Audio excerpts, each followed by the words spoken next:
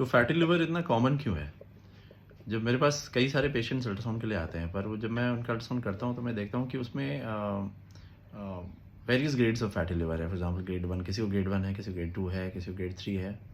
बहुत सारे ऐसे लोग हैं जो कि अल्कोहल भी नहीं लेते, पर उनको फैटी लिवर है और वो डॉक्टर के पास जाते हैं कि भाई ये ठीक नहीं हो रहा है, इसका क्या रीज़न हो सकता है। पर उन्हें कोई ऐसा स्पेसिफिक आंसर नहीं मिलता कि आखिर ये हो क्यों रहा है।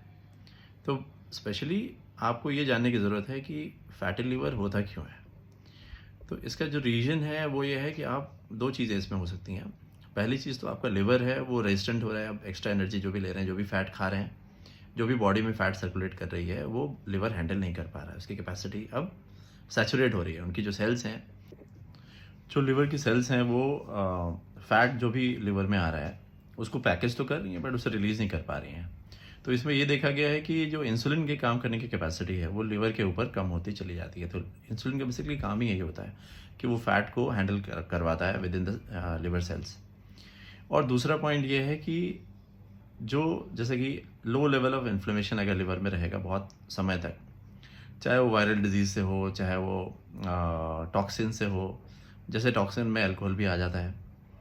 तो ये सारे टॉक्सिन्स क्या करते हैं कि लिवर सेल्स में एक लो ग्रेड का इन्फ्लेमेशन बनाए रखते हैं। तो जो लिवर सेल्स का जो टॉक्सिन को रिस्पॉन्स करने का जो मेथड है वो फैट को स्टोर करने का ही है। यानी कि वो उसके काम करने की कैपेसिटी अब कम हो रही है, वो फैट उसके पास अब रह जा रही है, वो हटा नहीं पा रहा है। तो ये दूसरा रीज़न है। तो आपको जब ये चीज़ें समझ में आ जाएंगी तब आपके लिए काम आसान हो जाएगा।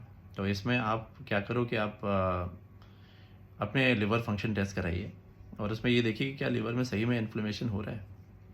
क्या जो इसके एलएफटी के जो मार्कर्स होते हैं, जैसे कि जिसको हम ट्रांसएमिनेजेस कहते हैं, वो क्या बढ़े हुए हैं। अगर बढ़े हुए हैं तो दैट मीन्स कि लो ग्रेड के इन्फ्लेमेशन हो रहा है। फिर आपको डॉक्टर के पास कंसल्ट करने की ज़रूरत है कि हम लिवर को कैसे बचाएं, हम क्या करें ऐसा कि लिवर हमारा सेव हो जाए।